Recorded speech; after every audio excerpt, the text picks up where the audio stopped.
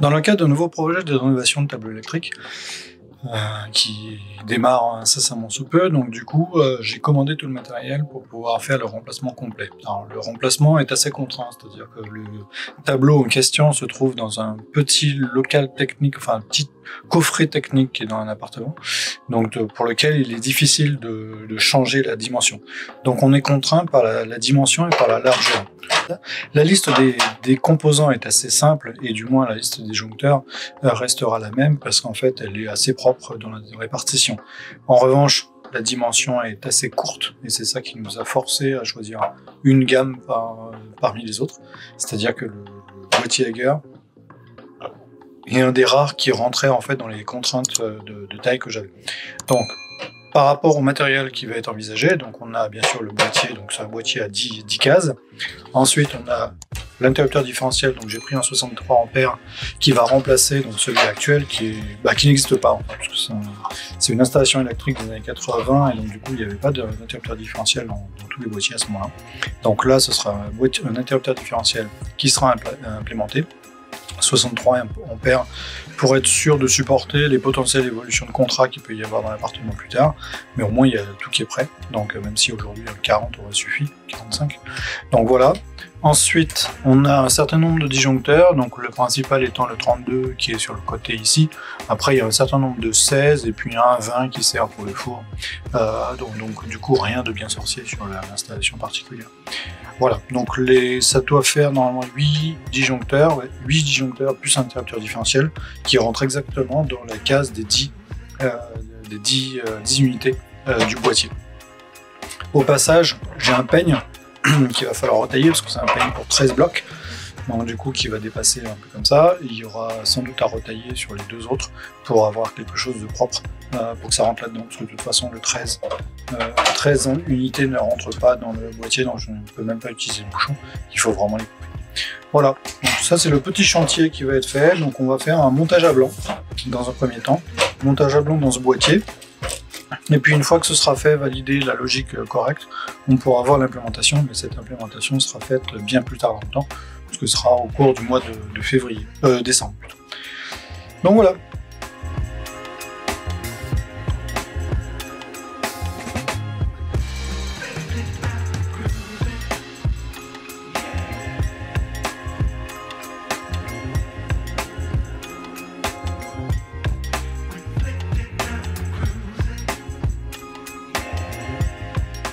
Première observation après avoir ouvert le pack, donc la boîte en l'occurrence, parce que c'est souvent là où ça peut coincer, le système est sur un ride-in, mais c'est un ride-in plastique. Ça veut dire que c'est pas du tout le même système métallisé qu'on trouve partout, mais bon, il n'y a pas de raison que ça marche moins bien que les autres. On a les petits caches qui permettent de pouvoir fermer une fois qu'on a fixé le coffret dans le fond, enfin le fond de coffret plutôt. Donc on a les 4 petits caches. On a aussi une barre qui est une barre amovible, de manière à pouvoir le mettre aussi bien en bas qu'en haut, donc une barre amovible pour la terre. Hein. Je vais y arriver. Hop. Allez, lâche. Donc c'est une barre amovible, donc soit elle se met dans ce sens-là pour la partie haute, soit elle se mettrait dans le sens pour la partie basse, soit permettre de simplifier suivant les câbles, l'arrivée des câbles. Donc ça. Ensuite, on a donc le coffret en façade qui ne se ferme pas, mais par contre, on a la petite réglette avec le papier ici. Donc, ce qui fait qu'on peut poser simplement ici les blocs selon la convenance. Donc, on va faire un montage, mais vraiment plus qu'à l'arrache. Hop, ça donnerait quelque chose comme ça, avec le coffret qui serait fermé comme ceci. Donc, voilà un peu l'idée. Donc, on va faire un truc plus propre quand même, mais voilà un peu l'idée du résultat. Donc là, en fait, j'ai prépositionné les blocs tels que l'ordre est disponible dans le tableau actuel. L'idée, c'est de respecter exactement le même ordre pour ensuite faciliter le câblage. Même si c'est un câblage différent, parce qu'à l'époque, il y avait beaucoup de montage, et que là, maintenant, c'est des prises dédiées, donc neutre et phase, la simplification pour l'ordre de câblage est toujours meilleure, pour être sûr qu'on identifie tout de suite les blocs lors du montage. Il faut simplifier la vie, en fait. Donc, on va prendre bien sûr l'interrupteur différentiel, ensuite le 32, et après il y aura la rampe de 16, et puis ça finit par un 20 normalement. Je verrai, mais normalement c'est comme ça. En parallèle de ça, donc on a bien prépositionné la partie barrette de terre, je crois qu'elle est en haut, mais au pire je la bascule en bas s'il y a besoin, pour donner un peu l'avant-goût de ce que ça va donner. Ensuite on verra pour le peigne, prépositionner les peignes, voir combien j'ai besoin de couper, pour ensuite les fermer complètement, donc faire en sorte que ce soit qu'il n'y ait plus de danger sur cette partie peigne de connexion. Voilà. Sachant qu'une fois que le peigne est posé, pour un petit détail, c'est qu'après, il n'y aura plus que le câble d'alimentation à mettre sur la partie interrupteur différentiel et l'intégralité de la chaîne sera alimentée directement depuis ce bloc-là. C'est ça l'intérêt des peignes. Surtout ne pas câbler en fait en faisant des ponts entre chaque disjoncteur, parce que si jamais vous avez un disjoncteur, déjà d'une, c'est pas respecte pas la norme, c'est la première chose. Mais la deuxième étant que si vous faites ça, en fait, s'il y a un disjoncteur de la chaîne qui bloque, par exemple celui-là qui tombe, qui lâche ou je ne sais quoi, mais en fait vous faites tomber tous ceux qui sont derrière. Donc le pontage, c'est pas une bonne idée. Si on devait faire un pontage, il faudrait prendre un pontage à la source, c'est-à-dire prendre depuis l'interrupteur différentiel, faire un parti, repartir, et là on respecterait vraiment le principe de la norme.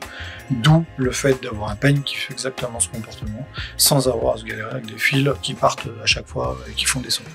Voilà, prochaine étape, c'est le montage.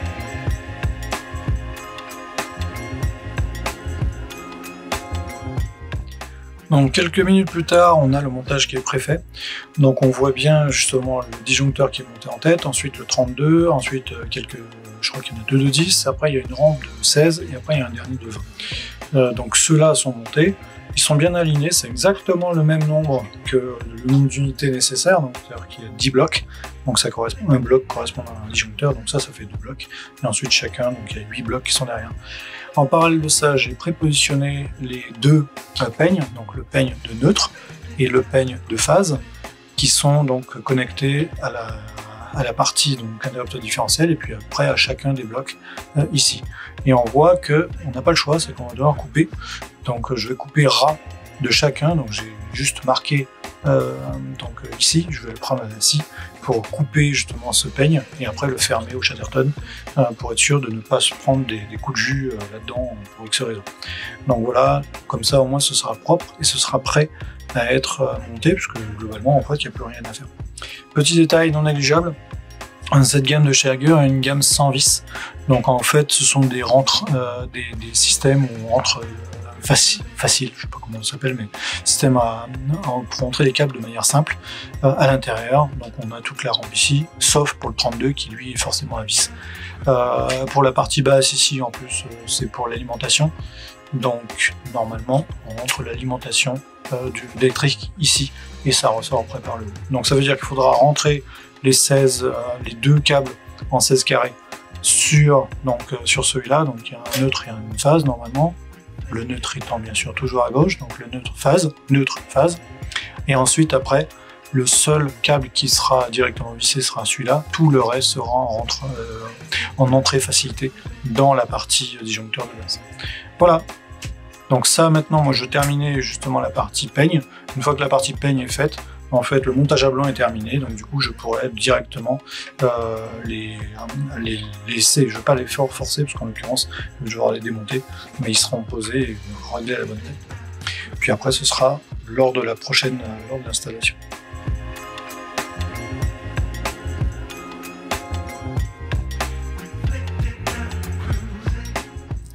Donc un petit coup de scie pour être le plus proche possible du dernier pic, un peu pour respecter le même modèle que de base, et puis ensuite un petit coup de lime pour justement nettoyer et avoir la bordure la plus propre possible. Donc sur chacun des côtés, la partie phase et la partie neutre. Maintenant il n'y a plus qu'à mettre du Chatterton, donc j'ai pris bien sûr la même couleur pour respecter un peu la logique, et puis on va le fixer tout de suite, on verra ce que ça donne.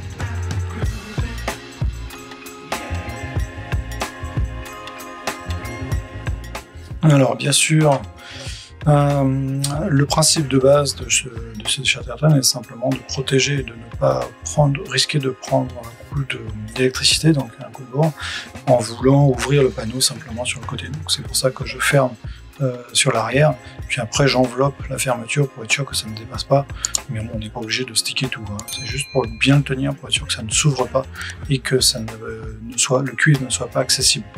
Donc voilà pour la partie phase, et la partie neutre, bah pareil, j'ai fait le même principe, l'enveloppe refermée par un côté, donc ce qui fait que maintenant c'est propre, ça bougera plus. Donc il n'y a plus que maintenant à poser, donc on va le refaire ensemble. Donc le neutre sur cette rampe dans le fond. Hop, je l'enfonce pas encore une fois pour une raison simple, c'est que il y a pas de, c'est pas destiné à rester comme ça parce que ça va me faire monter sur place lors de l'installation. Mais je fais juste la partie de base. Donc si j'y arrive, parce qu'une main c'est pas facile.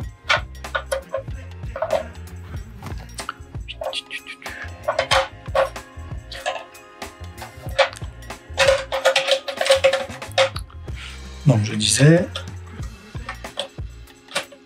Hop, voilà.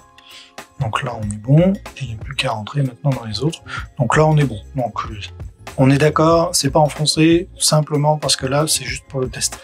Pareil, je vais vérifier, donc la barrette de terre est bien sur le haut dans la version d'origine, donc ce qui fait que le positionnement tel que celui-ci est parfait pour la partie finale, dans l'installation dans son logement.